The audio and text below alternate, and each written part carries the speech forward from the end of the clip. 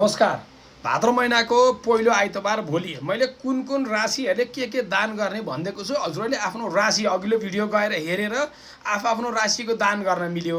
यदि हजुरलाई त्यो असमर्थ हुनुहुन्छ भने भोलि एउटा कुराको दानको विषयमा म भनिदिन्छु। भोलि आइतबार हजुरहरूले दान गर्नुभयो भने हजुरको सूर्य सधैँभरिको लागि बलियो हुन्छ। अब सूर्य एउटै ग्रह बलियो भइदियो भने हजुरहरूलाई 9वटा ग्रहको विषयमा चिन्ता लिनै पर्दैन। सूर्य एउटैले हजुरको आर्थिक उन्नति प्रगति गराउँछ, मान सम्मान वृद्धि गराउँछ, हजुरको सम्बन्धमा सुधार लिएर आउँछ, सन्तानको स्वास्थ्यमा सुधार लिएर आउँछ। इभन हजुरहरूले हस्पिटलको ढोका ढकढकाउनै जानु पर्दैन।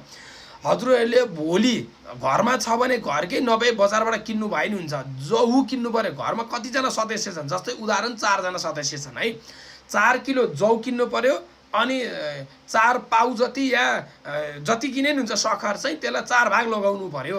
हजुरहरूले 4 किलो जौ र 4 भाग सक्खर लगाएर एउटै व्यक्तिले गएर मन्दिरमा दान दिए पनि हुन्छ, या प्रत्येक सदस्य समर्थ हुनुहुन्छ भने सबै सदस्यले चाहिँ नि 1 भाग सक्खर र 1 किलो जौ लिएर मन्दिरमा गएर दान गर्नु होला। यति मात्र गर्नुभयो भने हजुरहरूको सधैँभरिको लागि सूर्य बलियो रहन्छ। जौको एकैचोटिको दान तपाईको लागि 7 जुनीसम्मको दानको फल बराबर मिल्नेछ। तसर्थ भाद्र महिनामा जौ दान गर्नु अत्यन्तै राम्रो मानिन्छ। जौको दान गर्नुस् र सक्खरको दान गर्नुस्। जौ र सक्खर सँगै दान गर्नुभयो भने अझै शुक्र र सूर्य दुईटै मजबुत रहन्छ।